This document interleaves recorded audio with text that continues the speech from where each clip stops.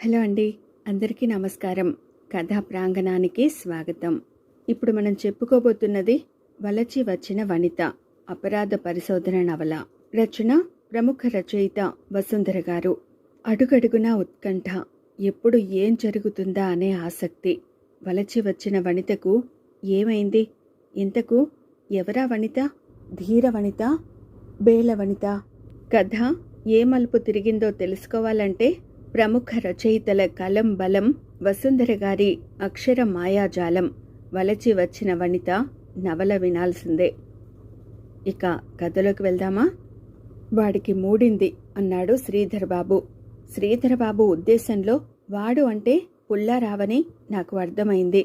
శ్రీధరబాబుని మా కాలేజీలో మొనగాళ్లకు మొనగాడని చాలామంది చాటుగాను, కొంతమంది ఎదురుగాను కూడా అంటూ ఉంటారు. రౌడీ అన్న పేరు కూడా అతనికి లేకపోలేదు. అతను క్లాసులో బాగా అల్లరి చేస్తాడు, మాస్టర్లని ఏడిపిస్తాడు, ఆడపిల్లల వెంటపడడము, వాళ్ళు వినేలా అసభ్య పదాలు మాట్లాడడము అతని హాబీ. ఆడపిల్లలకు శ్రీధరబాబు అంటే సింహస్వప్నం అనవచ్చు. నేను బుద్ధిమంతుడిగా పేరు పడ్డానని చెప్పడం కంటే కాలేజీలో ఒక అనామకున్నని చెప్పుకుంటే బాగుంటుంది. నన్ను గురించి ఆఖరికి శ్రీధరబాబు రూమ్మేట్గానైనా ఎంతోమంది ఎరుగరు. అందుకు కారణాలు లేకపోలేదు. నేను రూమ్ వదిలాక సాధారణంగా అతన్ని తప్పించుకుని తిరగడమే జరుగుతూ ఉంటుంది. అనవసరపు అనుమానాలకు లోను కాగలనన్న భయంతో క్లాసులో అతని ప్రక్కన కూర్చోను నేను.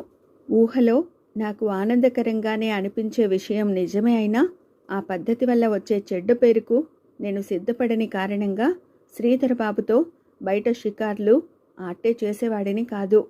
అసలు నేను శ్రీధరబాబు హాస్టల్ రూమ్మేట్స్గా 6 నెలలు గడపడం నన్ను తెలిసిన కొంతమంది స్నేహితులకు చాలా ఆశ్చర్యంగా ఉండేది.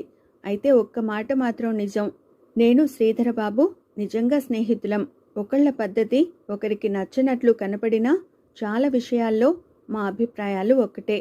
రూమ్లో ఉన్నప్పుడు మేమిద్దరము గంటల తరబడి మాట్లాడుకుంటుండేవాళ్ళం. నా పరిజ్ఞానాన్ని అతడు మెచ్చుకుంటూ ఉండేవాడు. అతని నిర్భయత్వానికి నేను ఆశ్చర్యాన్ని వ్యక్తపరుస్తూ ఉండేవాడిని.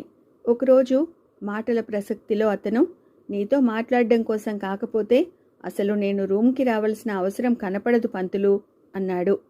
అది నాకు కాంప్లిమెంట్. నా పేరు పంతులు కాదు. కానీ శ్రీధరబాబు రూమ్మేట్గా వచ్చిన క్రొత్తలో నన్ను అలా పిలవడం మొదలుపెట్టాడు. నన్ను ఏడిపించాలన్నది బహుశా అతని అభిమతం అయ్యుండవచ్చు. కానీ నేను ఆ పిలుపుకు పలకడం మాత్రమే కాక, నీ పలకరింపులో ఎంతో సాన్నిహిత్యం కనపడుతోంది బావా అన్నాను. శ్రీధరబాబు ముఖం అప్పుడు అంత బాగాలేదు. అతను నాకేసి అదొకలా చూసి, బావా అంటున్నావు, నీకు ఇంతకీ చెల్లెళ్ళున్నారా పంతులు అన్నాడు. నేను చలించకుండా, బావా అని పిలవడానికి నాకే చెల్లెళ్ళుండాలా, నీకుంటే సరిపోదు అన్నాను. భయంకరమైన ముఖం అనే పదానికి అర్థం ఆ క్షణంలో నాకు తెలిసింది. శ్రీధరబాబు ఒకసారి కుడి చేతి పిడికిలితో ఎడమ అరిచేతిలో గట్టిగా కొట్టుకుని, నేను నిన్ను నిజంగానే ప్రేమతోనే పంతులు అని పిలిచాను, కానీ నువ్వు మాత్రం ఉద్దేశం ఏమైనా బావా అని మాత్రం నన్ను పిలవద్దు. బహుశా నా 15వ సంవత్సరంలో అనుకుంటాను. నేను హంతకుడు కావలసిన సంఘటన ఒకటి కొద్దిలో తప్పిపోయింది. కారణం తెలుసా అని ప్రశ్నార్థకంగా నా వైపు చూశాడు. నిజం చెప్పొద్దు. నాకు ఆ క్షణంలో అతని ముఖం చూస్తుంటే భయమేసింది. నేను మరి మాట్లాడలేదు. శ్రీధరబాబు కూడా 1-2 నిమిషాల పాటు మౌనంగా ఉండి ఆ తర్వాత చెప్పడం ప్రారంభించాడు.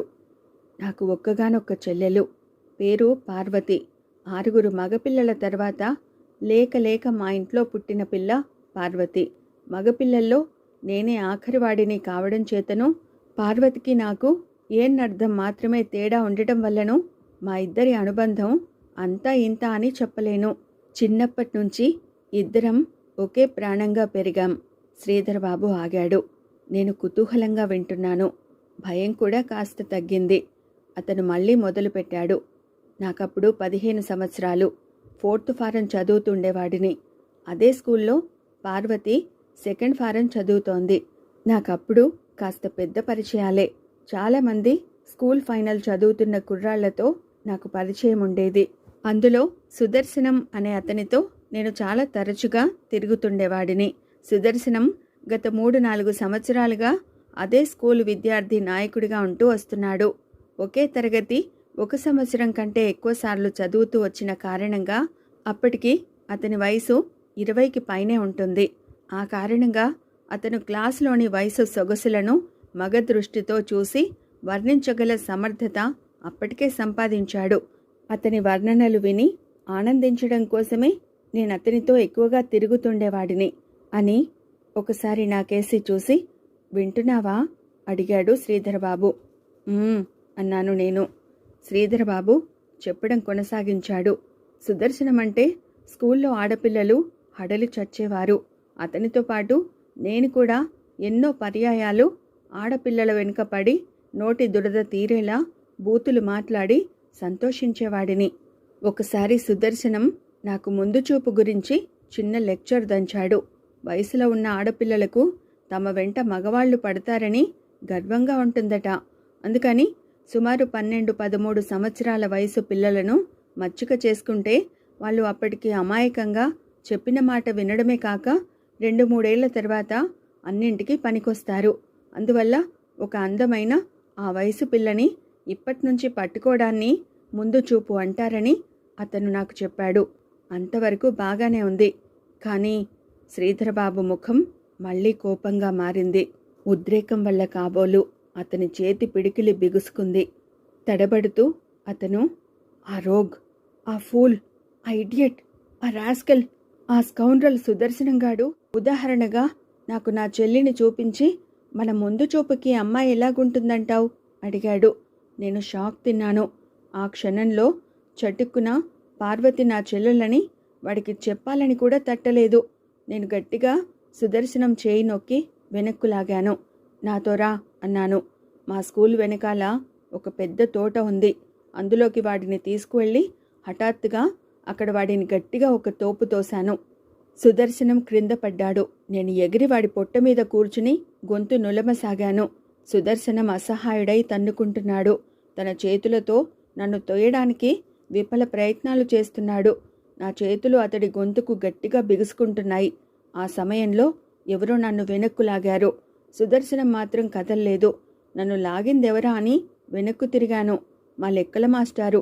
ఆయన నా చెంప చెల్లుమనిపించాడు. శ్రీధరబాబు మళ్ళీ ఒక్క క్షణం ఆగి చెప్పసాగాడు. స్పృహ తప్పిన సుదర్శనం చావలేదు. నేను హంతకుణ్ణి కాలేదు. కానీ సుదర్శనమంతటి వాడిని దెబ్బ తినిపించిన మొనగాడిగా స్కూల్లో నాకు పేరు వచ్చింది.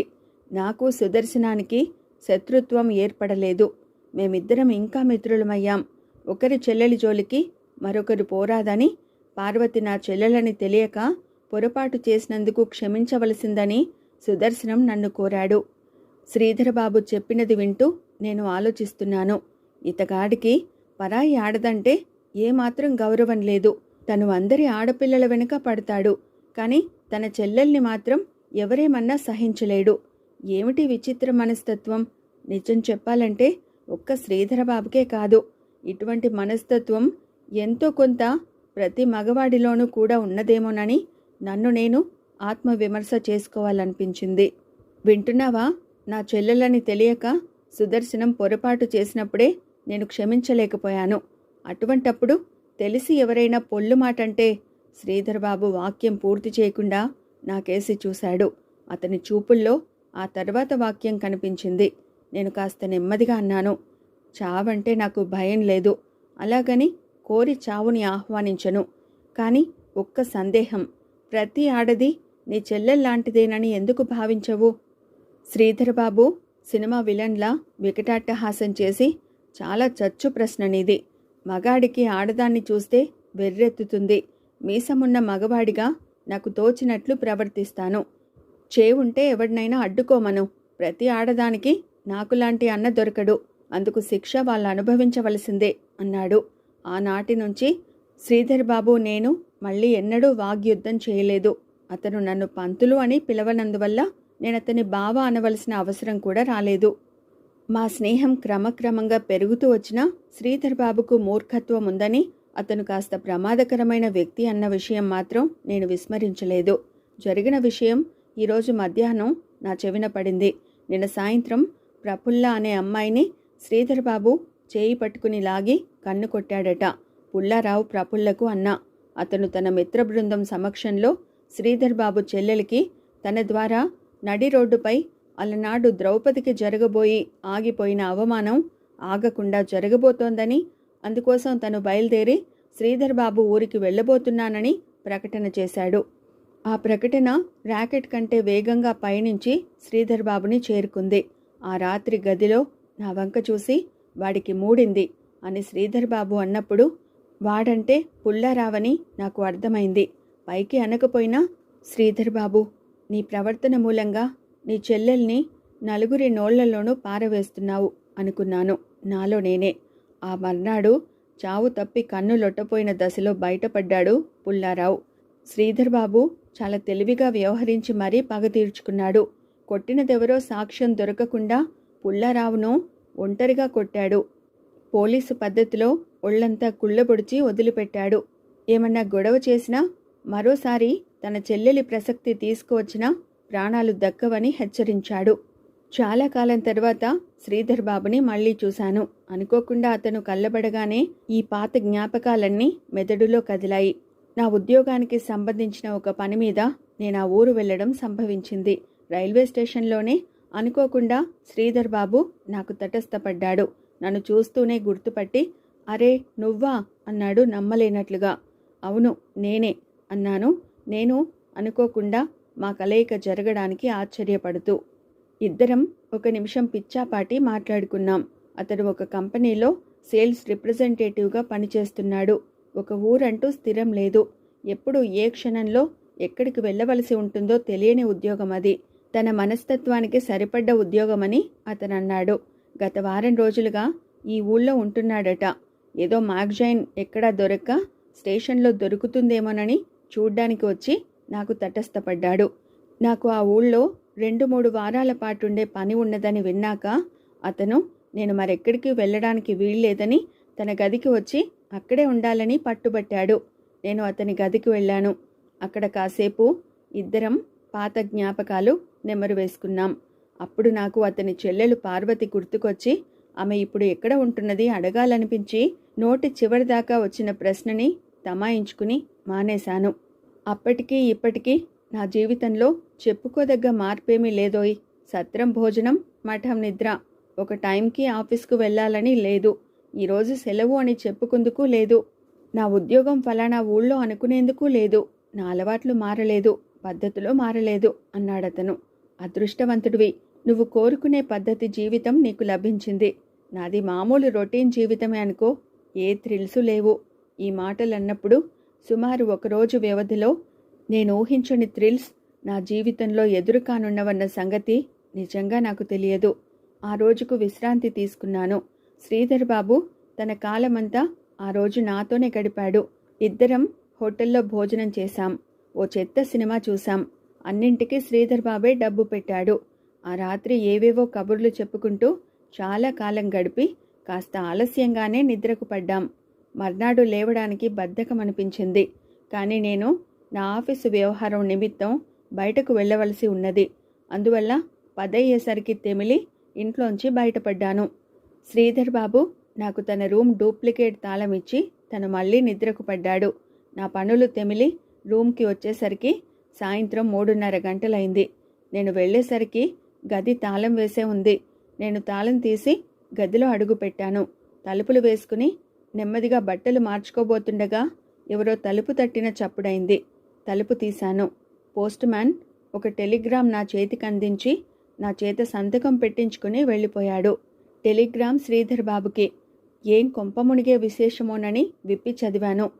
Meet sister 17th Hyderabad express అని ఉంది అందులో. అప్రయత్నంగా నేనొకసారి నా వాచి చూసుకున్నాను. 16వ తేదీ చూపిస్తోంది. మళ్ళీ తలుపులు వేసి శ్రీధర్ బాబు చెల్లెలు రేపు ఇక్కడికి రాబోతుందన్నమాట అనుకున్నాను. నిజం చెప్పొద్దు, నాకు అతని చెల్లెల్ని చూడాలన్న కాంక్ష చాలా కాలంగా ఉంది. శ్రీధర్ బాబుకి 1 సంవత్సరం పాటు రూమ్మేట్గా ఉన్నప్పటికీ నాకు అతను కనీసం తన చెల్లెలి ఫోటో అయినా చూపలేదు. చూపవలసిన అవసరం ఉందని కాదు, కానీ ఎన్నో పర్యాయాలు మా ఇద్దరి మధ్య ఆమె ప్రసక్తి రావడం కారణంగా నాలో ఆమెను చూడాలన్న కుతూహలం నానాటికి బలపడి శ్రీధర్ బాబు కనీసం ఆమె ఫోటో అయినా నాకు చూపలేదే అని బాధపడుతూ ఉండేవాడిని. ఏమైతేనేం ఇన్నాళ్లకు నా కోరిక నెరవేరబోతోంది. టెలిగ్రామ్ టేబుల్ మీద పెడదామని వెళ్ళి ఉలిక్కిపడ్డాను. టేబుల్ మీద శ్రీధర్ బాబు రాసిన ఉత్తరం ఒకటి కనపడింది. అది అతను నన్నుద్దేశించి రాసినది. అనుకోకుండా అతను ప్రయాణం కట్టవలసి వచ్చిందట. తను తప్పక 2-3 రోజుల్లో వెనక్కి రాగలనని, అంతవరకు నేను తన గదిలోనే ఉండవలసిందని అతను రాశాడు. చాలా తమాషా అయిన సందర్భం ఏర్పడినట్లు నాకు తోచింది. తీవ్రంగా ఆలోచనలో పడ్డాను. శ్రీధర్ బాబు ఉంటున్న వాటా మొత్తం 2 పెద్ద గదులు, ఒక చిన్న వంటిల్లు. ఎవరైనా ఒకరిద్దరు అతిథులుగా వస్తే ఆదరించడానికి సరిపడ్డ నివాసమే అతనిది. అయితే అతను లేని సందర్భంలో అతని చెల్లెలు వస్తే మేమిద్దరం అదే వాటాలో ఉండడం కష్టమే. మరి ఇంతకీ ఆమెను స్టేషన్కు వెళ్ళి రిసీవ్ చేసుకునేదెలా? ఆమెను నేనెన్నడూ చూసి ఉండలేదు. ఆమె తనకు తానుగా సరాసరి గదికి రాగలదో లేదో తెలియదు. ఈ పరిస్థితుల్లో నేనేం చేయాల్సి ఉంటుంది? ఏం చేయదలుచుకున్నా బాగా ఆలోచించాకనే ఒక నిర్ణయానికి రావాల్సి ఉంటుంది. ఎందుకంటే ఇది శ్రీధర్ బాబు చెల్లెలితో వ్యవహారం. నేను మళ్ళీ చొక్కా వేసుకుని టెలిగ్రామ్ చేత్తో పట్టుకుని తలుపులు తీసుకుని గది బయటికి వచ్చాను. వెదకబోయిన తీగ కాలికి తగిలినట్లుగా నిన్ననే నాకు పరిచయమైన ఇంటాయన కనపడ్డాడు. నన్ను, నా చేతిలోని టెలిగ్రామ్ను చూస్తూ ఆయన గాబరాగా, ఏమిటి, మళ్ళీ మరో టెలిగ్రామా అన్నాడు. ఆయన మాట వినగానే నాకు గాబరా కలిగింది. శ్రీధర్ బాబుకి కానీ కొంపదీసి ఇంకో టెలిగ్రామ్ వచ్చి ఉండలేదు కదా అని కంగారు పడ్డాను. ఇంటాయన నా చేతిలోంచి లాక్కున్న విధంగా టెలిగ్రామ్ తీసుకుని చదివి తేలిగ్గా నిట్టూర్చి, అమ్మయ్యా అని ఒక్క నిమిషం ఆగి, పొద్దున్నే నాకు ఓ టెలిగ్రామ్ వచ్చింది. మా ఆవిడకు సుఖప్రసవమై కొడుకును కన్నదని.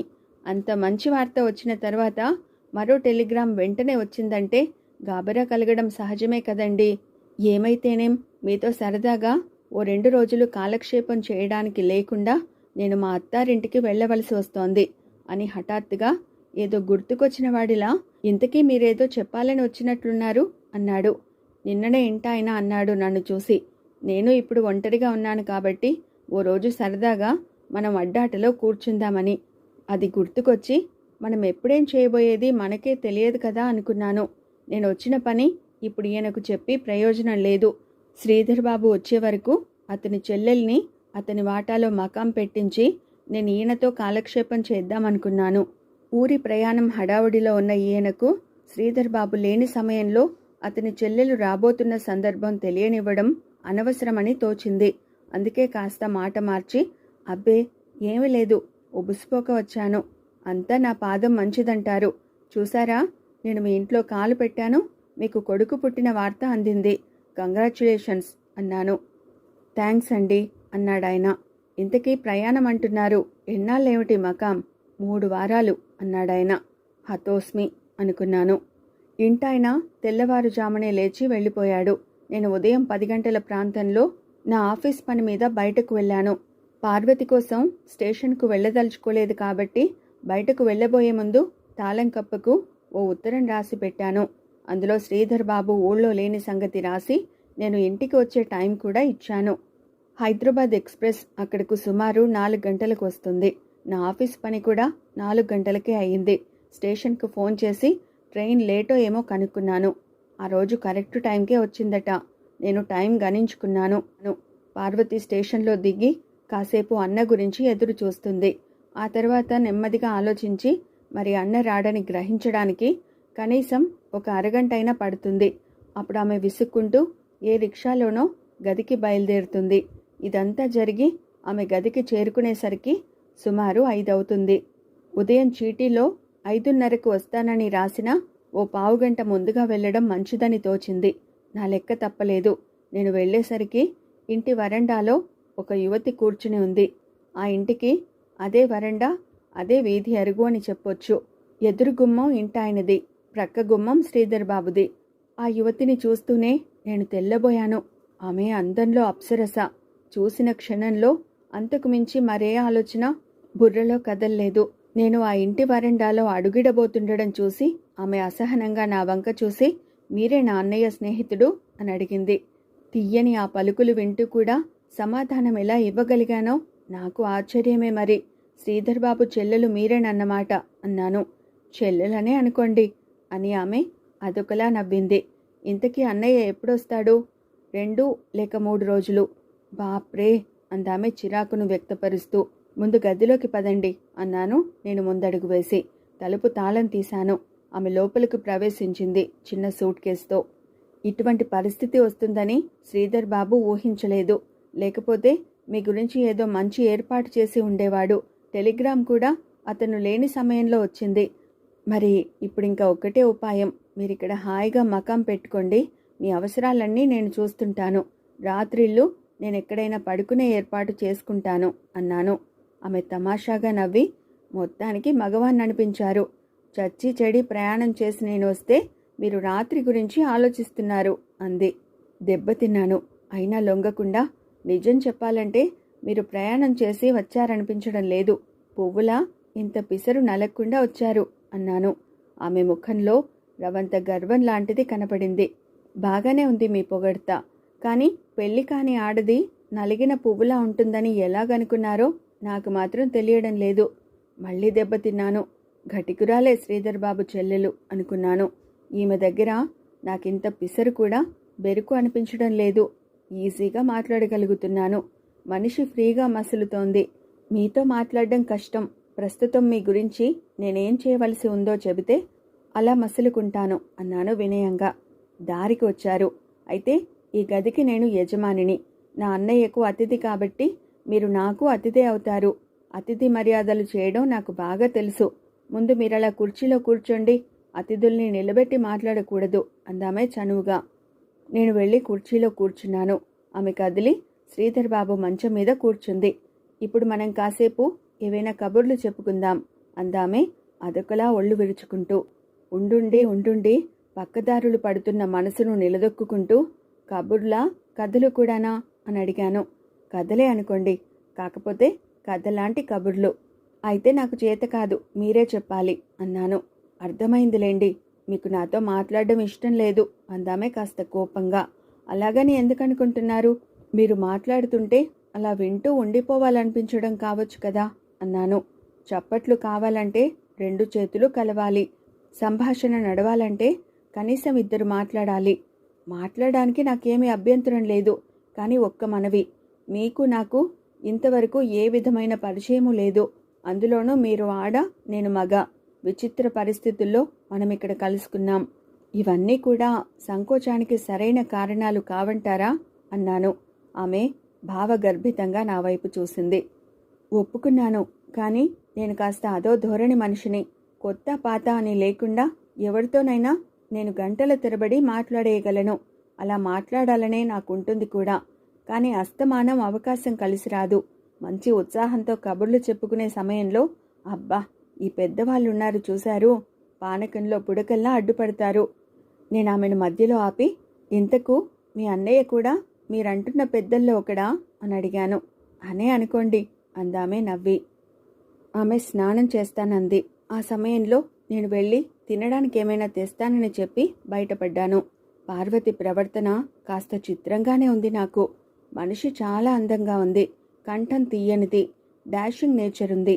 శ్రీధర్ బాబు తన చెల్లెలు ప్రసక్తి ఇతరులు తీసుకువస్తే సహించలేకపోవడానికి పార్వతి స్వభావానికి ఏదైనా సంబంధం ఉందా అన్న అనుమానం నాకు లీలగా తోచింది. దోశలు, ఇడ్లీ పార్సెల్ కట్టించుకుని నేను గదికి వెళ్ళి తలుపు తట్టేసరికి తల ఆరబోసుకుని ఉన్న పార్వతి తలుపు తీసింది. ఆ రూపంలో ఆమె చాలా చాలా అందంగా ఉండటం వల్ల నేను ఒక్క క్షణం పాటు అలా కళ్ళప్పగించి చూస్తూ ఉండిపోయాను. తలుపులు తీశాను మరి, అయినా మీరు లోపలికి రావడం లేదు అందామే. ఆమె మాటల్లో నాకు 2 అర్థాలు ధ్వనించాయి. తన హృదయపు తలుపులు తెరిస్తే నేను సంకోచిస్తున్నట్లుగా ఆమె అన్నట్లు నాకు అనిపించింది. నేను గదిలో అడుగుపెట్టి మళ్ళీ తలుపులు వేసి ముందడుగు వేస్తూ కూడా ఆమెను అలా కళ్ళప్పగించి చూస్తున్నాను. ఆమె మంచం మీద కూర్చుంది. నేను కుర్చీలో కూర్చున్నాను. అప్పుడు నాకు పార్వతి గురించి టిఫిన్ తెచ్చిన విషయం స్ఫురణకు వచ్చి లేచి వెళ్ళి మీకోసం టిఫిన్ తీసుకొచ్చాను అంటూ ఆమెకు పొట్లాలు అందించాను. ఆ అందించడంలో 2 చేతులు కొద్దిగా తగిలాయి. ఆ స్పర్శలోని మధురానుభూతిని వర్ణించలేను. కానీ ఒకసారి ఆమెను దగ్గరకు లాక్కోవాలనిపించింది. నా మెదడులోని ఆలోచన ఇంకా ఒక రూపానికి వచ్చేలోగానే సుదర్శనం గుండెల మీద కూర్చుని అతగాడి గొంతు నులుముతున్న శ్రీధర్ బాబు రూపం భయంకరంగా స్పష్టంగా ఊహలో కనిపించింది. చటుక్కున వెళ్ళి కుర్చీలో కూర్చున్నాను. పార్వతిని శ్రీధర్ బాబు చెల్లెలుగా గుర్తించడం జరగడంతో నేను పూర్తిగా నార్మల్కి వచ్చాను. ఇంత కొద్దిగా తెచ్చారు, ఇది ఇద్దరికేం సరిపోతుంది అంది పార్వతి. నేను తినే వచ్చాను అన్నాను. నా అతిథులు హోటల్లో తినడం నేను సహించలేను, నాతో పాటు ఇంట్లో తిని తీరవలసిందే అంటూ ఆమె టిఫిన్ని 2 సమభాగాలు చేసింది. ఆ క్షణంలో ఆమె ఆప్యాయతకు ఒక యువకుడిలా కాక చంటి పిల్లవాడిలా లొంగిపోయాను. ఇద్దరం టిఫిన్ తిన్నాం. ఆమె టైం చూసుకుని, నిజానికి ఇది భోజనం టైము అంది.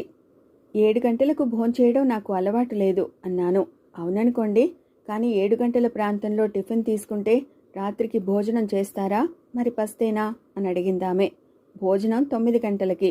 అయితే అప్పుడు మళ్ళీ వెళ్ళి భోజనం తీసుకొస్తారా అని నా జవాబుకు ఆగకుండానే, నా అతిథిని అంత రాత్రి వేళ ఒంటరిగా బయటకు పంపడం నాకు ఇష్టం ఉండదు, కాబట్టి హోటల్కు నేను మీతో వస్తాను అంది. అతిథిని హోటల్లో భోంచేయనిస్తారా మరి అన్నాను, ఆమెను దెబ్బతీయగలిగినందుకు సంబరపడుతూ. భలేవారే, ఆడది ప్రక్కన ఉన్న చోట ఇల్లు కాక హోటల్ ఎలా అవుతుందండి అని ఆమె నవ్వేసింది. 8 గంటల ప్రాంతంలో ఇద్దరం గదిలోంచి బయటకు వచ్చి కాసేపు వీధుల్లో విహరించాం. 9 గంటల ప్రాంతంలో ఒక హోటల్లో భోజనం చేశాం. అన్ని చోట్ల డబ్బు నేనే ఇచ్చాను.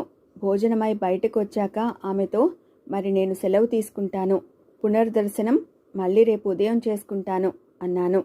ఒక్కర్తిని ఒంటరిగా అంత ఇంట్లో నేనుండలేను. అంతగా మీకు ఆ ఇంట్లో పడుకోవడం ఇష్టం లేకపోతే నేను మీతోనే వచ్చేస్తాను అందామే. అది అమాయకత్వమా లేక జానతనమా అన్నది నాకు తెలియలేదు. నా మనసులోని అభిప్రాయాన్ని ఇంకాస్త స్పష్టంగా చెప్పక తప్పదనుకుని, శ్రీధర్ బాబు నాకు స్నేహితుడు, అతడి మనసుకు కష్టం కలిగించే పని ఏదీ నేను చేయలేను అన్నాను. రాత్రిపూట తన చెల్లెల్ని ఏకాకిగా కొంపల వదిలేసిపోయిన స్నేహితుడిని అన్నయ్య క్షమించగలడని నేననుకోను. శ్రీధర్ బాబు సంగతి బాగా ఎరుగున్న నేను వెంటనే ఏమీ మాట్లాడలేదు. తిరిగి మళ్ళీ ఆమె అన్నది, నన్నెంతసేపు మీరు మీ స్నేహితుడి చెల్లెలుగానే భావిస్తున్నారు తప్పితే ఒంటరిగా ఉండడానికి భయపడుతున్న ఒక ఆడదానిగా గుర్తించడం లేదు. ఇదే పరిస్థితిలో మీ చెల్లెలు ఉంటే మీకింత సంకోచము ఉండేదా? అవును, నిజమే. ఆమె నాలోని లోపాన్ని చక్కగా ఎత్తి చూపించింది. పార్వతిని శ్రీధర్ బాబు చెల్లెలుగా మాత్రమే నేను గుర్తిస్తున్నాను తప్పితే నా చెల్లెలుగా భావించలేకపోతున్నాను. అప్పుడే పరిచయమైన వయసులో ఉన్న అందమైన యువతిని చెల్లెలుగా భావించడంలో కష్టం ఫీల్ అవుతున్న నేను అది నా లోపమేనని అంగీకరిస్తున్నాను. కానీ ఏ తప్పు చేయకుండా ఉండడం కోసం అవసరమైన జాగ్రత్తలు తీసుకోవడం లోపమని నేను అనుకోను. సరే, ఒక ప్రశ్న అడుగుతాను. మీ ఉద్దేశం నాకు అర్థమైంది. పగలు నాతో ఏకాంతంగా కొన్ని గంటలు గడపడానికి భయపడని మీరు రాత్రి అలా చేయడానికి జంకుతున్నారు. కారణం తెలుసుకోవచ్చా? నేను మాట్లాడలేదు. ఆమె ప్రవర్తన నిష్కళంకం కావచ్చు, నేను చాలా బుద్ధిమంతుడిలా ప్రవర్తించవచ్చు, కానీ శ్రీధర్ బాబు లాంటి వాడికి ఆమె చెల్లెలు కావడం కారణంగా నేను ఏ విధమైన రిస్కు తీసుకోదలుచుకోలేదు. ఆమె మళ్ళీ అంది, సరే, మీ మౌనమే సమాధానం అనుకుంటాను. నేను రాత్రులు ఒంటరిగా గడపలేను. అందుకని చిన్న రిక్వెస్ట్, మనం సెకండ్ షో సినిమాకు వెడదాం. వదిలేసరికి 1 గంట దాటుతుంది. అప్పుడు నన్ను ఇంటి దగ్గర దిగబెట్టి మీరు మీ ఇష్టం వచ్చిన చోటుకి వెడుతురు గాని. చాలా భాగం రాత్రి గడిచిపోతుంది కాబట్టి మిగతా భాగం రాత్రి ఎలాగో అలా ఒంటరిగా గడపడానికి నా బాధ నేను పడతాను. ఒక అరగంట సేపు పార్వతి సినిమా బుద్ధిగానే చూసింది. ఆ తర్వాత నుంచి కొద్ది కొద్దిగా చిలిపి చేష్టలు ప్రారంభమయ్యాయి. ఉండుండి నా వైపు వాలిపోతోంది. నిద్ర వస్తోందని సంజాయిషి ఇచ్చుకున్నప్పటికీ ఆమె ముఖంలో ఎక్కడా నిద్ర ఛాయలు నాకు కనపడలేదు. ఒక్కోసారి తన కాలితో నా కాలు నొక్కుతోంది. చాలా పర్యాయాలు నా చేతిని నొక్కింది. ఆమె చేసే ఈ చిలిపి పనులు నాకు కోపాన్ని కలిగించడం లేదు. ఒక పక్క సంతోషిస్తూనే మరో పక్క భయపడుతున్నాను.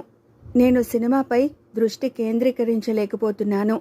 ఆమె ప్రవర్తనతో నాలో క్రమక్రమంగా అదో రకమైన ఆవేశం చోటు చేసుకోసాగింది. ఆఖరికి ఒక పర్యాయం ఆమె నా చేతిని తన చేతిలోకి తీసుకుని వంగి మృదువుగా పెదిమలతో స్పృశించింది. నా ఆవేశం కట్టలు తెంచుకుంది. ఆమె భుజాల మీదకు చేతులు పోనిచ్చి ఒకసారి దగ్గరగా లాక్కున్నాను. కుర్చీ అడ్డు రాకపోతే నా ఆవేశపు బలానికి ఆమె నాలో ఐక్యం కావలసిందే. వాడికి మూడింది అన్న మాటలు నా చెవిలో పడగా ఉలిక్కిపడ్డాను. ఎదురుగా వెండితెరపై విలన్ ఆ మాటలన్నాడు. ఆ విలన్ స్థానంలో నాకు శ్రీధర్ బాబు కనపడ్డాడు. చావు దెబ్బతిని ఓ మూల పడి ఉన్న పుల్లారావు కూడా నా కళ్ళ ముందు మెదులుతున్నాడు. కేవలం నోటి దురుసుతనం కారణంగా సుదర్శనం, పుల్లారావు లాంటి వాళ్ళు శ్రీధర్ బాబు ఆగ్రహానికి గురయ్యారు. నేనింకా ఒక అడుగు ముందుకు వేయబోతున్నాను. ఫలితం ఎలాగుంటుందో. వయస్సు, ఆహ్వానించే అందమైన యువతి, ఈ రెంటికి అయస్కాంతం, ఇనుము లాంటి సంబంధం ఉందేమో. నేను పార్వతికి లొంగిపోతున్నట్లు గ్రహిస్తూనే అసలు పార్వతి ఈ విధంగా ప్రవర్తించడానికి కారణమేమై ఉంటుందా అని కూడా ఆలోచిస్తున్నాను. కొంపతీసి ఇదేమైనా పెద్ద పథకం కాదు కదా అని నాకు అనిపించసాగింది. శ్రీధర్ బాబు ఆగ్రహానికి నన్ను గురిచేసి అతను నన్ను హత్య చేసే పరిస్థితికి దారి తీసే సంఘటన ఏర్పడ్డానికి పార్వతి కానీ ప్రవర్తించడం లేదు కదా అన్న అనుమానం నాకు కలిగింది. అయితే అందుకు కారణం ఏమై ఉంటుంది? నా శత్రువు ఎవడైనా పార్వతికి ప్రియుడై ఉండవచ్చు. వాడి కోరికపై ఈమె ఇలా ప్రవర్తిస్తుండవచ్చు. ఎంత ఆలోచించినా నాకు ఇంత పథకం వేసి నన్ను చంపదలుచుకునేటంత శత్రువు ఎవడుంటాడో తోచలేదు. నా అనుమానం అర్ధరహితమని కూడా అనిపించింది. పార్వతి వంటి అందమైన, అమాయకమైన ఆడపిల్ల ప్రవర్తన వెనుక నేరాన్ని ఊహించడం ఘోరమని కూడా నాకు తోచింది. సినిమా అయిపోయింది. రిక్షాలో ఇద్దరం ఇంటి దగ్గర దిగాక ఆమె తనకున్న భయాన్ని వివరించింది. నాకు తెలుసు, ఆ రోజు రాత్రి ఇద్దరం ఒకే ఇంట్లో నిద్ర చేయవలసి వస్తుందని. ఇద్దరం చెరో గదిలో నిద్రకు పడ్డాం. కేవలం 20 నిమిషాలు మాత్రమే వ్యవధి ఇచ్చి ఆమె భయంగా నా గదిలోకి పరిగెత్తుకు వచ్చింది. నాకు తెలుసు ఆమె అలా చేసే అవకాశం ఉన్నదని. ఒకే గదిలో ఇద్దరం చెరో ప్రక్కపై నిద్రలో పడ్డాం. నాకు తెలుసు మరికొన్ని క్షణాలలో ఏమి జరగనున్నది. సరిగ్గా అదే జరిగింది. చాలా మామూలుగా తెల్లవారింది. నేను నా మీద ఉన్న ఆమె చేతిని పక్కకు పెట్టి లేచాను. నాకిప్పుడు శ్రీధర్ బాబు ఏదో చేస్తాడన్న భయం కంటే అతను త్వరగా వచ్చేస్తాడేమోనన్న బెంగ ఎక్కువగా ఉంది. రాత్రి నా అనుభవం అపూర్వం. ఆ అనుభవం నాకు ఇంకా కావాలి. ఇంకా శ్రీధర్ బాబు రావడానికి ఎంతో వ్యవధి లేదు. నాకు పగలల్లా ఆఫీస్ పని తప్పనిసరి. సుమారు 3 రోజులు గడిచాక శ్రీధర్ బాబు దగ్గర నుంచి ఒక కార్డు వచ్చింది. తన పని ఇంకా కాలేదని, బహుశా మరి వారం రోజుల వరకు తను రాలేకపోవచ్చునని అతను రాశాడు. ఈ విషయం పార్వతికి చెప్పగా ఆమె కంగారును వ్యక్తపరుస్తూ పెద్ద ఇబ్బంది వచ్చిందే అని ఊరుకుంది. నాకేమీ ఇబ్బంది అనిపించలేదు.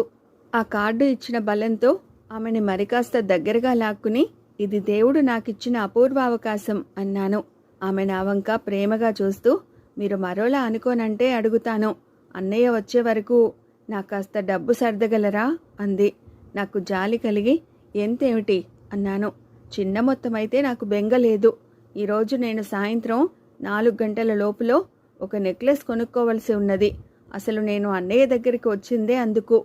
నాకు సరిగ్గా అర్థం కాలేదు. నెక్లెస్ కొనుక్కోవడానికి ఒక ప్రత్యేకమైన టైం ఎందుకు అన్నాను. ఆమె వివరించింది. ఆమె కొనబోయే నగ గురించి తన ఊళ్ళోనే నిర్ణయించుకుంది. ఆమె స్నేహితురాలు అదే రకం నగను ఈ ఊళ్ళో ఒక స్మగ్లింగ్ వ్యాపారస్తుని దగ్గర కొంది. పార్వతి అభిలాష విన్నాక ఆమె స్నేహితురాలు తనకు తెలిసిన వారి ద్వారా ఎంక్వైరీ చేయించింది. ఈరోజు సాయంత్రం 4 గంటల వరకు ఆ నగ స్మగ్లర్ దగ్గర ఉంటుంది. దాని ఖరీదు 1655 రూపాయలు. నా దగ్గర ప్రస్తుతం ఆఫీసు డబ్బు 12,000 రూపాయలుంది. ఊళ్ళో నా బ్యాంకు బ్యాలెన్స్ రూపాయలలో 5 అంకెల స్థానంలో ఉంది. నేను ఆమె అడిగిన మొత్తాన్ని అప్పుగానేం కర్మ, బహుమతిగానే ఇవ్వగలను. ఇంతకు మీ అన్నయ్యకు నగ కొనబోతున్న విషయం తెలుసా అని అడిగాను. తెలియదు. వాడి దగ్గర డబ్బుంటుందని మాత్రం తెలుసు. ఎటొచ్చి ఇదంతా విని ఏమంటాడో మాత్రం తెలియదు. నేను కాస్త గర్వంగా ముఖం పెట్టి, ఇది కొనడానికి జంకకు. మీ అన్న వద్దంటాడన్న అనుమానం ఉంటే అది నా కానుకగా భావించు అన్నాను. ఆమె ముందు కాస్త ఆశ్చర్యపడినట్టుగా కనపడింది. ఆ తర్వాత లేత తామర తూడుల్లాంటి తన 2 చేతుల్ని నా నడుము చుట్టూ చుట్టింది. పార్వతి, నీ వంటి ఆడది అనే అదృష్టం పట్టాలి గాని ఈ డబ్బు నాకు లెక్కలోది కాదు అనుకున్నాను. నేను అక్కడ మొత్తం 16 రోజులు గడిపాను. శ్రీధర్ బాబు అయిపులేడు. పార్వతి నేను విచ్చలవిడిగా విహారాలు సలిపాం. నాకు పార్వతి గురించి రొక్కం రూపేణ అయిన ఖర్చు 2000 పైచిలుకు. కానీ నేను అందుకున్న అనుభవపు అనుభూతులు ఊహకందనివి. పార్వతి ఇంటికి వెళ్ళిపోవలసి ఉన్న కారణంగా నేను నా ఆఫీస్కు ఎక్స్టెన్షన్ గురించి రాయవలసిన అవసరం కలగలేదు. వెళ్ళిపోయేటప్పుడు పార్వతి తనిచ్చిన టెలిగ్రామ్ కాగితం నలిపి ఆవల పారేసి, తను లేని సమయంలో నేనిక్కడికి వచ్చి 16 రోజులు గడిపి వెళ్ళిన సంగతి అన్నయ్యకు తెలియకుండా ఉంచడానికి ప్రయత్నించగలిగితే బాగుంటుంది అంది. అదంత సులభం కాదని నాకు తెలుసు. ఆ వీధిలో ఎంతోమంది ఆమెను చూశారు. ఆఫీసు పని మీద వచ్చిన నాకు ఆమెకు గల సంబంధం ఏమిటో ఎంతమందికి తెలిసినో నాకు తెలీదు. ఇంటాయన లేకపోవడము, శ్రీధర్ బాబుకు పని మనిషి అంటూ ఎవరూ ఉండకపోవడము బహుశా మా వ్యవహారాన్ని రహస్యంగా ఉంచడానికి కొంతవరకు సహకరించవచ్చు. ఎటొచ్చి ఇంటాయన తిరిగి వచ్చాక, శ్రీధర్ బాబు ఆయన్ను కలిశాక అసలు టెలిగ్రామ్ అనేది ఒకటి వచ్చిన సంగతి తెలుస్తుంది. మరి పార్వతి ఇంటి దగ్గర వాళ్లకు ఎలాగూ తెలుస్తుంది కదా. ఆ అనుమానాన్ని పార్వతి దగ్గర వ్యక్తపరచగా ఆమె నవ్వి, ఆ భయం నాకు లేదు. నేను అన్నయ్య దగ్గరకు వెడుతున్నట్టుగా ఇంట్లో చెప్పలేదు. నా స్నేహితురాలితో కలిసి ఎక్కడికో వెడుతున్నట్లుగా ఇంట్లో చెప్పి బయలుదేరి చెరో చోటికి ప్రయాణమయ్యాం. నేను ముందు నా స్నేహితురాలిని కలిశాకనే ఇంటికి వెడతాను అంది. అసాధ్యురాలువే అనుకున్నాను. ఇప్పుడు నాకు ఎన్నో ప్రశ్నలకు సమాధానాలు లభించాయి. ఒక్క పార్వతి విపరీత ప్రవర్తనకు కారణమేమిటి అన్న ప్రశ్నకు తప్ప. పార్వతి నగ కొనాలనుకుంది. తను బయలుదేరి వస్తున్నట్లుగా అన్నకు టెలిగ్రామ్ ఇచ్చింది. అన్న లేకపోతే నా దగ్గర డబ్బు తీసుకుని నగ కొనుక్కుంది. ఇది అని చెప్పలేని కారణాల వల్ల నాతో కొన్ని రోజులు సంసారం చేసింది. అందుకు ప్రతిఫలం నా దగ్గర ధనరూపేణ పొందింది. ఇప్పుడు తిరిగి ఇంటికి వెడుతోంది. అటు అన్నకు ఇటు తల్లిదండ్రులకు తన రహస్యం తెలియకుండా జాగ్రత్త పడుతోంది. నా ఆఫీస్ పని ముగిసింది. పార్వతి వెళ్ళిపోయింది. ఆ కారణంగా నేను తిరుగు ప్రయాణం చేయవలసి ఉంది. శ్రీధర్ బాబు నుంచి మళ్ళీ ఉత్తరం లేదు. ఆ పరిస్థితుల్లో ఏం చేయాలో తోచక ఇంటాయనకో రిజిస్టర్డ్ పార్సిల్లో శ్రీధర్ బాబు గది డూప్లికేట్ తాళం పంపించి ఒక ఉత్తరం కూడా రాశాను. అందులో ఎందుకైనా మంచిదని ఒక చిన్న అబద్ధం కూడా రాశాను. టెలిగ్రామ్ ప్రకారం శ్రీధర్ బాబు చెల్లెలు రావలసి ఉన్నప్పటికీ ఏ కారణాల వల్లనో ఆమె రాలేదని. నేను ఇల్లు చేరిన 4 రోజులకు శ్రీధర్ బాబు నుంచి ఉత్తరం వచ్చింది. అనుకోకుండా ఎదురైన గృహ సమస్య కారణంగా తను చిరునామా కూడా ఇవ్వకుండా మాయమైనాడని, అన్యథా భావించవద్దని అతను రాశాడు. సేల్స్ వ్యవహారంలో అనుకోకుండా అతను తన ఊరు వెళ్లడం సంభవించిందట. అనుమాన పరిస్థితులలో అతని చెల్లెలు మాయమైందట. నీకు తెలుసు కదా, నాకు నా చెల్లెలికి ఉన్న అనుబంధం. ప్రస్తుతం అన్వేషణలో ఉన్నాను. అన్వేషణ ముగిసే వరకు మరే పని చేయలేను. అందుకే వచ్చి ఇల్లు ఖాళీ చేసి వెళ్ళిపోతున్నాను. బల్ల మీద నీ చిరునామా వదిలి వెళ్ళినందుకు ధన్యవాదాలు.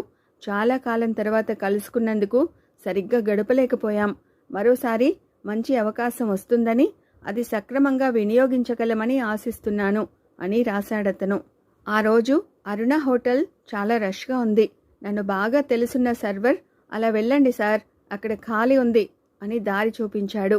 అది ఫ్యామిలీస్ కోసం ఉద్దేశించబడిన అపార్ట్మెంట్. అలాంటి అపార్ట్మెంట్స్ అక్కడ చాలా ఉన్నాయి. ఒక్కో అపార్ట్మెంట్లో 4 సీట్లు మాత్రం ఉంటాయి. సాధారణంగా బ్రహ్మచారి యువకులు ఒంటరిగా వాటిలోకి వెళ్ళే అవకాశం రాదు. సర్వర్ చెప్పాడు కదా అని నేను వెళ్ళాను. అక్కడ 2 సీట్లు ఖాళీగా ఉన్నాయి. ఒక సీట్లో కూర్చున్నాక యథాలాపంగా ఎదుటి సీట్లో ఉన్న జంటను చూశాను. ఉలిక్కిపడ్డాను. పార్వతి. అప్రయత్నంగా పార్వతి అన్నాను.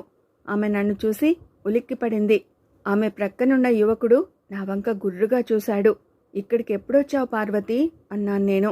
ఎవరు మీరు అని అడిగాడా యువకుడు. ఆమెనే అడగండి అన్నాను ధైర్యంగా. సర్వర్ లోపలికి వచ్చాడు. వాళ్ళు నేను కూడా మా ఆర్డర్స్ చెప్పాం. సర్వర్ మంచినీళ్లు పెట్టి వెళ్ళిపోయాడు. మరో జంట మా అపార్ట్మెంట్లోకి తొంగి చూసి ఒకటే సీట్ ఖాళీగా ఉండడం చూసి వెనక్కు వెళ్ళిపోయారు. మీరెవరో నాకు తెలియదు అంది పార్వతి. అబద్ధమాడకు పార్వతి అన్నాను. ఆమె పేరు పార్వతి కాదు అన్నాడా యువకుడు. ఇంట్లోంచి పారిపోయిన వాళ్ళు పేరు మార్చుకోవడం అసహజం కాదు అన్నాను చలించకుండా. ఎవరండి మీరు? అంత నమ్మకంగా మాట్లాడుతున్నారు. ఈమె మీకేమవుతుంది అన్నాడా యువకుడు చిరాగ్గా. ఈమె నా స్నేహితుడి చెల్లెలు. ప్రస్తుతం ఈమె అన్న ఈమె గురించి అన్వేషణలో ఉన్నాడు అన్నాను. మీరు నిజంగా పొరపడ్డారు. ఈమె పేరు శారద. మీరు అనుకుంటున్న పార్వతి ఈమె కావడం అసంభవం అన్నాడా యువకుడు. ఎందువల్ల అన్నాను అసహనంగా. ఎవరైనా పరాయివాడు మీ ఆవిడ్ని పార్వతి అని పిలిచినప్పుడు ఆ పేరు నిజమో తప్పో మీకు తెలియదా అని అడిగింది పార్వతి. అంటే మేమిద్దరం భార్యాభర్తలం అన్నాడా యువకుడు. ఆశ్చర్యపడ్డాను. నాకదంతా సంభవం అనిపించలేదు. ఎన్నాళ్ళయింది మీ వివాహమై అని అడిగాను. 10 నెలలు. పార్వతితో ఆ అపూర్వానుభవం జరిగి ఇంకా 2 నెలలు పూర్తి కాలేదు. అందుకే 2 నెలల క్రితం మీ భార్య తన అన్నగారింటికి వెళ్ళడం సంభవించి ఉండాలి అన్నాను. ఆ యువకుడు నా వంక జాలిగా చూసి, మీరు చూడ్డానికి పెద్ద మనిషిలా కనపడుతున్నారు. మీరనుకుంటున్న పార్వతి అన్న మీకు నిజంగా ప్రాణ స్నేహితుడై ఉండాలి. నా భార్యకు ఆ పార్వతికి పోలికలున్నాయేమో నాకు తెలియదు. ఈమె పార్వతి కాదని శారద అని మరోసారి చెబుతున్నాను. గత 8 మాసాలుగా మేమిద్దరం ఒకరిని విడిచి ఒకరు ఉండడం జరగలేదు. దయ ఉంచి మీరు మమ్మల్ని ఇంక వేధించవద్దు అన్నాడు. మీ స్నేహితుడి చెల్లెలి ఫోటో ఒకటి ఉంటే ఇవ్వండి. అనుకోకుండా ఆమె నాకు తటస్థపడితే మీకు సహాయపడతాం అంది. నేను పార్వతిగా భావిస్తుంటే కాదు శారదని అంటున్న ఆమె. పార్వతికి నేను మగవాడు ఆడదానికి అవగలిగినంత దగ్గర అయ్యాను. ఆమెను గుర్తించడంలో పొరపాటు చేయలేను. అప్పటికి ఊరుకున్నా ఈ విషయాన్ని ఇంతటితో వదలదలుచుకోలేదు. టిఫిన్ చేసి బయటకు వచ్చాక హోటల్లో ఒక క్లీనర్ కుర్రాడితో మాట్లాడాను. వాడికి తరచుగా నేను చిల్లర డబ్బులు బక్షీస్గా ఇస్తుంటాను. ఆ జంట ఇంటి అడ్రస్ తెలుసుకోవలసిందిగా వాడిని కోరాను. ప్రొప్రైటర్ పర్మిషన్ తీసుకుని ఆ కుర్రవాడు జంట వెంట పడ్డాడు. మర్నాడు ఉదయం హోటల్కి వెళ్ళాను. వాళ్ళు తిన్నగా సినిమాకు పోయారు సార్. నేను పోయాను మరి. రాత్రి 10:30కు వాళ్ళు ఇల్లు చేరుకున్నారు అంటూ కుర్రాడు చిరునామా ఇచ్చాడు. వాడికి 10 రూపాయలు ఇచ్చాను. తలుపు తట్టాను కానీ కాస్త భయంగానే ఉంది. ఆమె నన్ను గురించి ఏమనుకుంటుందో, తను నిజంగా పార్వతి కాకపోతే భర్త లేని సమయంలో ఇంటికి వచ్చినందుకు ఏ విధంగా భావిస్తుందోనన్న జంకు నాలో ఉంది. తలుపులు తెరుచుకున్నాయి. బహుశా తలస్నానం చేసిందేమో. జుట్టు విరబోసుకుని ఉందామే. సందేహం లేదు, నేను పొరపడ్డం లేదు. ఈమె పార్వతేనని అనిపించింది. మీరా అందామే తడబడుతూ. గుర్తుపట్టారన్నమాట అని నవ్వి లోపలికి రావచ్చా అన్నాను. వారు ఇంట్లో లేరు అందామే జంకుతూ. తెలిసే వచ్చాను అంటూ ముందడుగు వేశాను. మీకేదైనా పని ఉంటే వారున్నప్పుడు రావచ్చు. సాయంత్రం 5 గంటలకు వారు తిరిగి వస్తారు అందామే. అయితే సాయంత్రం 5 గంటల వరకు అతను రాడన్నమాట అంటూ తలుపులు వేశాను. ఆమె బెదురు కళ్ళతో నా వంక చూస్తూ, మీరే ఉద్దేశంతో ఇక్కడికి వచ్చినా నలుగురు చెడు ఉద్దేశంతో వచ్చినట్లే భావిస్తారు. నా కాపురంలో నిప్పులు పోయకండి అందామే. నేను తడబడ్డాను. నిజంగా నేను ఒక అమాయకురాలిని బాధించడం లేదు కదా అనిపించింది. అయినా నెమ్మదిగా పార్వతిని నేను మరచిపోలేదు. 1 కాదు 2 కాదు 16 రోజులు ఆమె నాదానిగా మసిలింది. ఆమెతో గడిపిన ప్రతి క్షణం మధురం, అపూర్వం. ఆ పార్వతిని గుర్తుపట్టడంలో నేను పొరపడను. నువ్వు పార్వతివి కాదనకు. అప్పుడు నీకు దూరంగా ఉండడానికి ప్రయత్నిస్తే రెచ్చగొట్టి దగ్గర చేసుకున్నావు. ఇప్పుడు దగ్గరకు రావడానికి ప్రయత్నిస్తుంటే అబద్ధాలు చెప్పి పొమ్మంటున్నావు. నీ విచిత్ర ప్రవర్తనకు కారణం తెలియడం లేదు అన్నాను. మీ ప్రవర్తనే నాకు విచిత్రంగా ఉంది. వివాహితురాలైన ఆడదాని వెంటపడి బాధించడం మీకు భావ్యం కాదు. మీరిలా వచ్చినట్లు నా భర్త చూస్తే ఏమనుకుంటారు అందామే ఇంచుమించు కళ్ళనీళ్ల పర్యంతమై. నువ్వు గొప్ప నటివి పార్వతి అనుకున్నాను. అదే సమయంలో ఎవరో తలుపు తట్టారు. పార్వతి కంగారు పడింది. ఎవరో వచ్చారు. నా మీద దయ ఉంచి మీరు కాస్త ఆ పక్క గదిలోకి వెళ్ళగలరా అంది. నేను దొంగను కాదు, దాక్కోవలసిన అవసరం లేదు అన్నాను. కానీ మిమ్మల్ని దాచవలసిన అవసరం నాకుంది. ప్లీజ్ అంటూ నా చేయి పట్టుకుని పక్క గదిలోకి లాక్కు వెళ్ళి ఓ బీరువా పక్క నిలబెట్టి, వచ్చిన వాళ్ళు వెళ్లే వరకు ఇక్కడి నుంచి కదలవద్దు అని వెళ్ళిపోయింది. ఆఖరికి ఏ గతి పట్టింది నాకు. వచ్చిన వ్యక్తి ఆడదని కంఠం చెబుతూనే ఉంది. ఎలా ఉందమ్మా కొత్త కాపురం? ఆ ఆడకంఠం కంగుమని మ్రోగుతోంది. పార్వతి మాట వినపడలేదు. చూడమ్మా, కొత్తగా వచ్చావు. ఈ వీధిలో ఎవ్వరూ కలుపుకోరు మనుషులు కాదు. కొత్తగా ఎవరు వచ్చినా 1-2 రోజులు చూసి నేనే వచ్చి పలకరించిపోతుంటాను. ఏదైనా సాయం కావలసి వస్తే అడగడానికి సందేహించకు అందా కంఠం మళ్ళీ. అలాగేనండి పార్వతి కంఠం. మరో పావుగంట మాట్లాడాక ఆ కంఠం వెళ్ళిపోయింది. తలుపులు వేసి పార్వతి నా దగ్గరకు వచ్చింది. చూసారా, నన్ను ఎలాంటి ఇబ్బందిలో పెట్టారో. ఆవిడ మీరు లోపలికి రావడం చూసే ఉంటుందని నా అనుమానం అంది పార్వతి. తప్పు లేని చోట భయం కూడా ఉండదు అన్నాను వెటకారంగా. ఆ భయం ఆడదానికి తెలుస్తుంది, మగవాడికి అర్థం కాదు అందామె.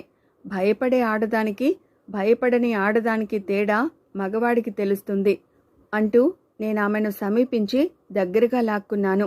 ఒంటరితనం, పూర్వపు చనువు నాకు ఆవేశాన్ని కలిగించగా నేను కాస్త ధైర్యం చేశాను. ఆమె మాట్లాడకుండా వణుకుతోంది. మరి భయమో ఏ కారణమో నాకు తెలియదు. ఆమె అరవలేదు, కానీ గింజుకుంటోంది, వీలైనంత మౌనంగా. ఆ మాత్రం చాలు నాకు. ప్రస్తుతం శ్రీధర్ బాబు చెల్లెలు ఇక్కడెందుకున్నది అన్న వివరం మీద నాకు ఆసక్తి లేదు.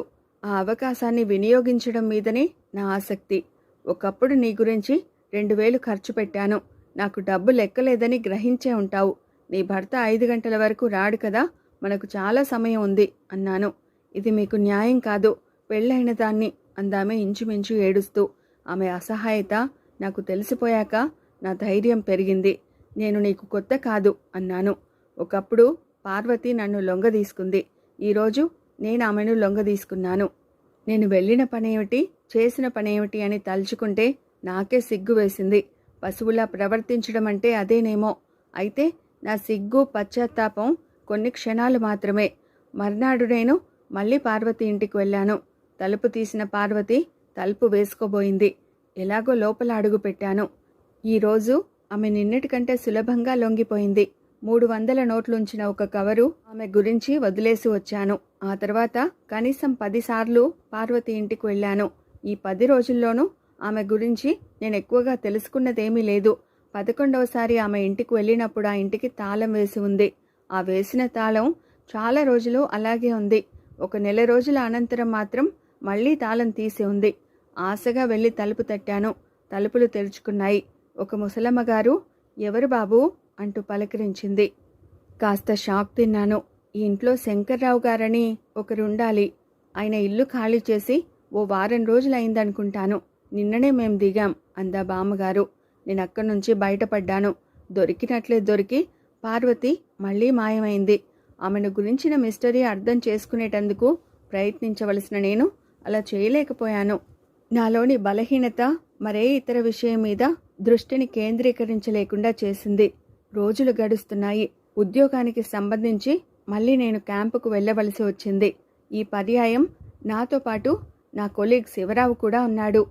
ఇద్దరం కలిసి కాస్త ఓ మాదిరి పెద్ద పట్టణానికే 3 వారాల టూర్ ప్రోగ్రాం మీద బయలుదేరాం.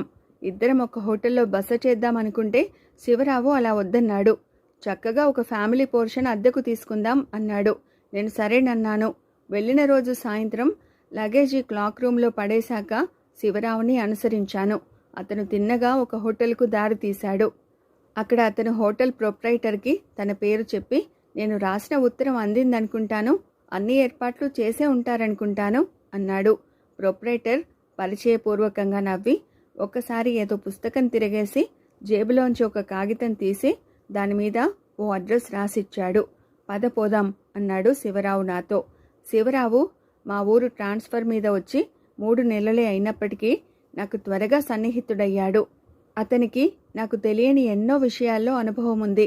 కావడానికి నా వయసు వాడే అయినా. శివరావు ఆ అడ్రస్ పట్టుకుని ఆ ఇంటికి చేరుకున్నాడు. ఇల్లు బాగానే ఉంది. శివరావు వాటా మనకు కావలసిన విధంగానే ఉంది. ఇందులో సులభంగా 2 కాపురాలు నడపొచ్చు అన్నాడు. ఇంటాయనకు అతను 100 రూపాయలు ఇచ్చి, టెంపరరీగా క్యాంపు పని మీద ఇక్కడికి వచ్చాం. ఇంత సౌకర్యం గల ఇల్లు దొరుకుతుందని మేము విని ఉంటే శ్రీమతులను కూడా వెంట పెట్టుకుని వచ్చేవాళ్ళం. ఈరోజే టెలిగ్రామ్ ఇస్తాం. 2-3 రోజుల్లో మా ఫ్యామిలీస్ రావచ్చు అన్నాడు. నేను ఆశ్చర్యంగా శివరావు మాటలు వింటూ ఊరుకున్నాను. కానీ ఏమీ మాట్లాడలేదు. శివరావు భార్య ప్రస్తుతం ఏదో జబ్బుతో ఉన్న కారణంగా పుట్టింట్లో ఉంది. ఆమెకు విశ్రాంతి అవసరమని సాధ్యమైనంత వరకు కొద్ది నెలల పాటు భర్తకు దూరంగా ఉండడం మంచిదని డాక్టర్లు చెప్పినట్లు అతను నాకు ఇదివరలో చెప్పాడు. నా విషయం సరే సరి, బ్రహ్మచారిని. ఇప్పుడు మా ఫ్యామిలీస్ ఎక్కడి నుంచి వస్తాయి? ఇదే సందేహాన్ని ఇంటాయన వెళ్ళిపోయాక శివరావు దగ్గర వెలిబుచ్చాను. శివరావు జవాబుగా నవ్వేశాడు. ఇప్పుడు మనం అందుకే వెడుతున్నది. ఈసారి ఇద్దరం మళ్ళీ ఒక కొత్త చోటికి వెళ్ళాం. అది ఒక చిన్న గది. ఆ గదిలో ఒకే ఒక మనిషి ఉన్నాడు. గది ముందు మాత్రం యాత్రికుల సమాచార కార్యాలయం అన్న బోర్డు ఉంది. శివరావు అక్కడున్నతనితో నా ఉత్తరం మీకు అందే ఉంటుందనుకుంటాను అంటూ తన పేరు వివరాలు చెప్పాడు.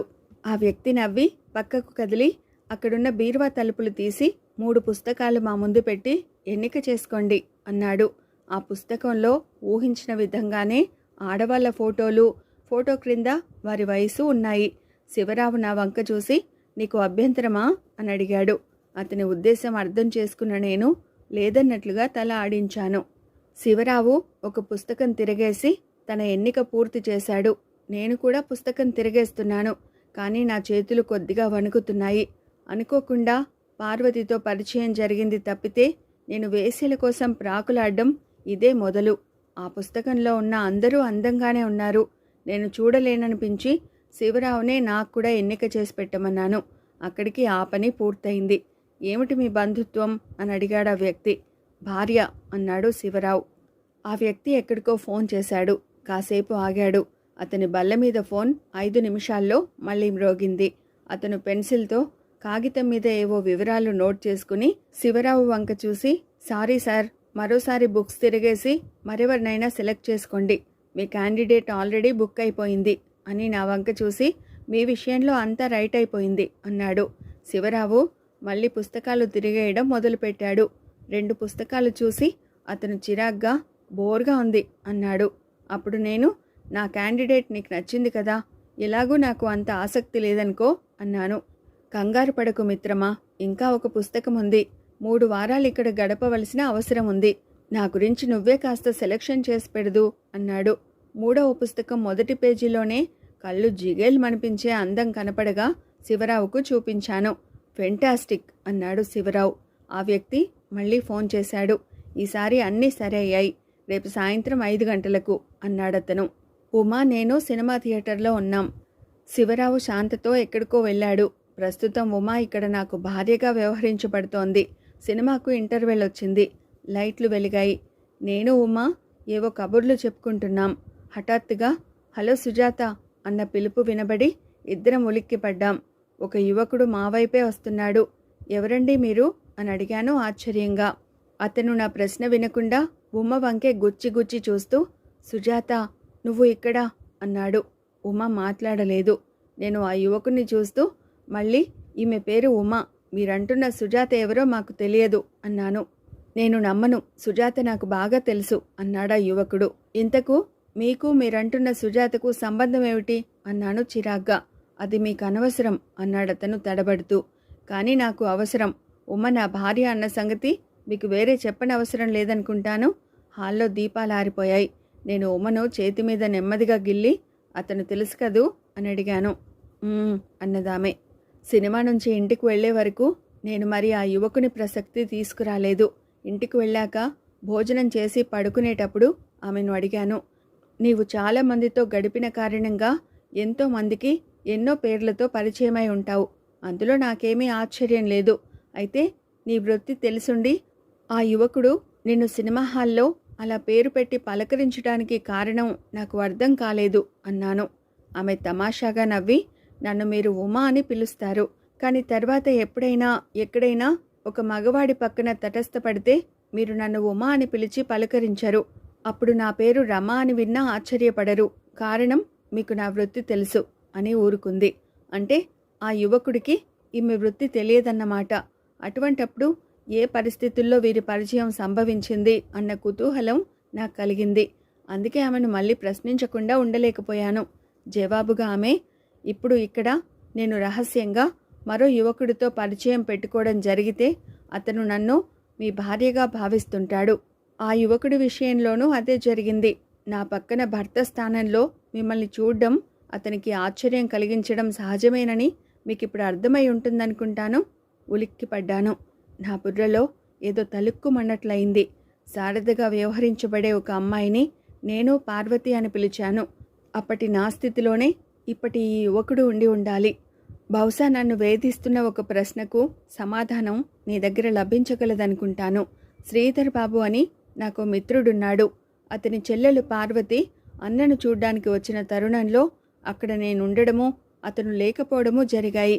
ఆమెతో నాకు 16 రోజుల పరిచయం ఉంది. ఆ తర్వాత ఆమెను మా ఊళ్ళో శంకర్రావు అనబడే ఒకతని భార్యగా చూశాను. పాత పరిచయాన్ని పురస్కరించుకుని ఆమెను శారీరకంగా లొంగదీసుకోగలిగినా తను పార్వతి అని ఒప్పించలేకపోయాను. అది నాకు మిస్టరీగా మిగిలింది. శ్రీధర్ బాబు చెల్లెలు అనుమాన పరిస్థితుల్లో ఇంట్లోంచి మాయమైనట్లు నాకు తెలిసింది. మిమ్మల్ని ఎవరు ఎలా ఏర్పాటు చేస్తున్నారు? ఏదైనా పెద్ద ముఠా అందమైన ఆడపిల్లల్ని అపహరించి బలవంతంగా వ్యభిచారంలోకి దింపుతోందా అని అడిగాను. ఈ పర్యాయం ఆమె బాధగా నవ్వి, అందమైన ఆడపిల్ల కోసం వేల కొద్ది రూపాయలు కుమ్మరించగల యువకులు, జీవిత భాగస్వామిగా రాబోయే భార్య, అంతులేని ధనరాశులు కూడా తీసుకురావాలనుకునే ఆశపోతులు, దేశంలో అంతులేని పేదరికము ఉన్నంతకాలము ఏ ముఠాలు అవసరం లేకుండానే మా బోటిగాళ్ళం మాకు మేమై ఈ వృత్తిలో దిగవలసి ఉంటూనే ఉంటుంది అంది. అంతకు మించి ఆమె నుంచి నాకు ఏ సమాధానమూ లభించలేదు. కులాసాగా గడపవలసిన సమయాన్ని వృధా చర్చలతో వెళ్లబుచ్చడం ఇష్టం లేక నేను మరి ఆమెను గురించి వ్యక్తిగత విషయాలు తెలుసుకునేందుకు ప్రయత్నించలేదు. ఆ రోజు నాకు సరిగ్గా 7 ఉత్తరాలు వచ్చాయి. ఒకటి మామగారి దగ్గర నుంచి, ఒకటి నాన్నగారి దగ్గర నుంచి, 2 ఓ మాదిరి పరిచయం ఉన్న స్నేహితుల దగ్గర నుంచి, ఒకటి చందా గడువు తేదీ పూర్తవుతున్నట్లు ఒక పత్రిక నుంచి గుర్తు చేస్తూ వచ్చినది. మిగిలిన 2 శుభలేఖలు. ముందు ఉత్తరాలు చదవడం పూర్తయ్యాక శుభలేఖలు తీశాను. ఒకటి గత సంవత్సరం దాకా ఇక్కడ నాకు కొలీగ్గా ఉండి ట్రాన్స్ఫర్ మీద మరో నగరం వెళ్ళిపోయిన ప్రకాశరావుది. పెళ్లికి సరిగ్గా 13 రోజుల వ్యవధి ఉంది. వధువు పేరు పార్వతి. ఊరు పేరు చదువుతుంటే తెలిసినట్లుగా అనిపించింది, కానీ చటుక్కున గుర్తు రాలేదు. రెండవ శుభలేఖ ఫ్రమ్ అడ్రస్ చూడగానే ఆ ఊరు నాకెలా తెలుసో స్ఫురించింది. ఆ శుభలేఖ శ్రీధర్ బాబు దగ్గర నుండి వచ్చింది. శుభలేఖలోని వధువు అతని చెల్లెలు పార్వతి, వరుడు ప్రకాశరావు.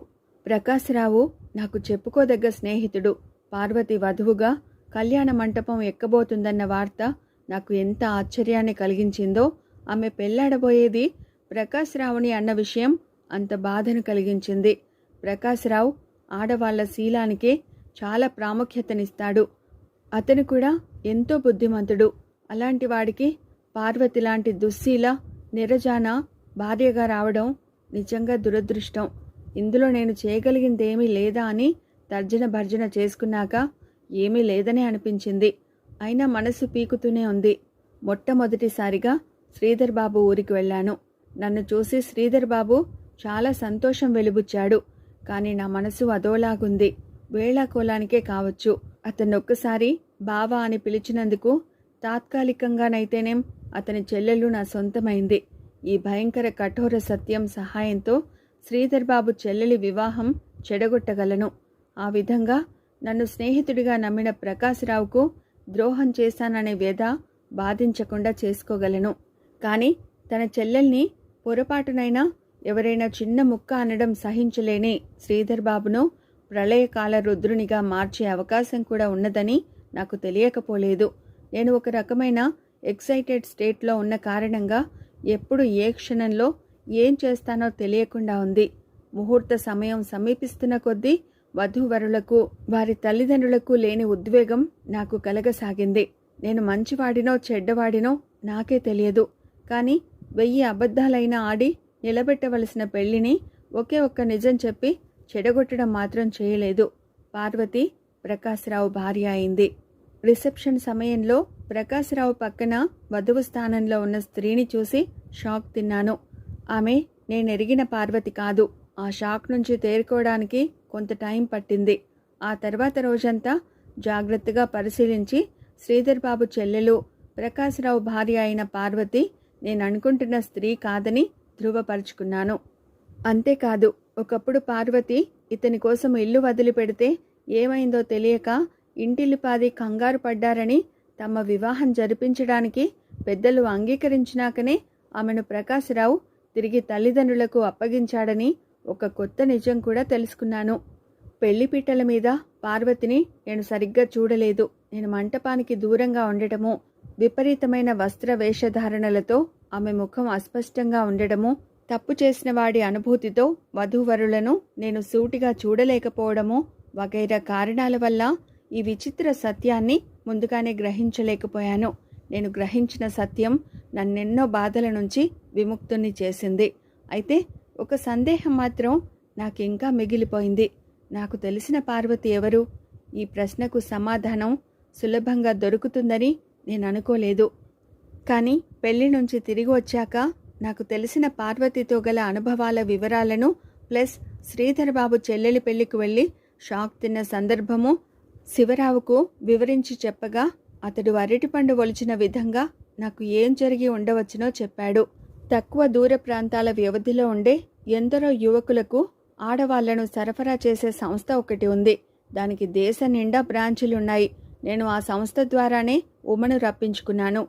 శివరావుకు ఆ సంస్థ గురించి చాలా వివరాలు తెలుసు. వారి వారి సౌకర్యాన్ని బట్టి యువకులు యువతులను తమకు కావలసిన బంధుత్వపు వరుసలలో రప్పించుకోవచ్చును. శ్రీధర్ బాబు ఆ విధంగా చెల్లెలి పేరుతో యువతులను తన అవసరానికి రప్పించుకుంటూ ఉండి ఉండవచ్చు. చెల్లెలు అనగానే ఎవరూ చటుక్కున తప్పు సంబంధం అంటగట్టలేరు. ఉండేది తక్కువ కాలమైనప్పుడు ఆ బంధుత్వంలోని నిజానిజాల విచారణ ప్రసక్తి ఉండదు. శ్రీధర్ బాబు బుక్ చేసుకున్న అమ్మాయి వస్తున్నట్లు వచ్చిన టెలిగ్రామ్ అతడు లేని సమయంలో నాకు అందడం జరిగింది. ఆ అమ్మాయికి వ్యాపార రీత్యా ప్రతిరోజు కూడా ముఖ్యం. ఆమె చక్కగా నన్ను వినియోగించుకుని శ్రీధర్ బాబు లేనప్పటికీ తన ఆదాయం దెబ్బతినకుండా చేసుకోగలిగింది. ఆమె శ్రీధర్ బాబుకు చెల్లెలే అయ్యుంటుందన్న అపోహ నాకు ఆమె పట్ల ఆకర్షణను అంతులేని ఆతురతను కలిగించింది. నా సందేహాలన్నీ తీరిపోయాయి. కానీ ఒక్క విషయం నాకు చాలా బాధను కలిగించింది. తన చెల్లెల్ని ఎంతగానో అభిమానిస్తున్న శ్రీధర్ బాబు ఇతర ప్రాంతాల్లో నలుగురు తన చెల్లెలుగా భావిస్తున్న స్త్రీతో కాపురం చేస్తున్నాడు. ఆ విషయం అతను తప్పుగా భావిస్తున్నాడు అనుకోను. కానీ అతని తప్పు పట్టబోయే ముందు నాకు అటువంటి అర్హత ఉన్నదా అని కూడా ఆలోచించవలసి ఉన్నది. అలా ఆలోచించవలసిన అవసరం లేని వ్యక్తి నాకు తెలిసిన వాళ్ళల్లో ప్రకాశ్రావు ఒక్కడేననుకుంటాను. స్నేహితుడి చెల్లెలు అని తెలుసుండి అందుబాటులోకి వచ్చినప్పుడు అనుభవించి ఆ తర్వాత మర్చిపోవాలని ప్రయత్నించిన వ్యక్తిని నేను. తనను నమ్మి తన కోసం ఇల్లు వదిలి వచ్చిన ఆడదాన్ని ఏమాత్రమూ మోసం చేయకుండా నిగ్రహంతో వ్యవహరించి చిట్ట చివరకు ఎలాగో పెద్దలు నొప్పించి ఆమెని వివాహం చేసుకున్న వ్యక్తి ప్రకాశ్రావు. బహుశా అందుకే అనుకుంటాను తన చెల్లెలిపై మాట వినపడ్డం సహించలేని శ్రీధర్ బాబు మనిషినే స్వంతం చేసుకోవాలనుకున్న ప్రకాశ్రావు చర్యను క్షమించగలిగాడు. నా బోటి వ్యక్తితో పార్వతి లేచి వచ్చి ఉంటే శ్రీధర్ బాబు చేతిలో ఆ వ్యక్తి హత్య చేయబడి ఉండేవాడనడంలో సందేహం లేదు. ఎవరు నమ్మినా నమ్మకపోయినా నీతిపరుడి ముందు అవినీతిపరుడెన్నడూ బలహీనుడిగానే ఉంటాడన్న సత్యం నా అనుభవంలో మరోసారి రుజువైంది. ఇదండి వసుంధర గారు రచించిన వలచి వచ్చిన వనిత అనే కథ. మరో మంచి కథతో మళ్ళీ కలుసుకుందాం. Thank you.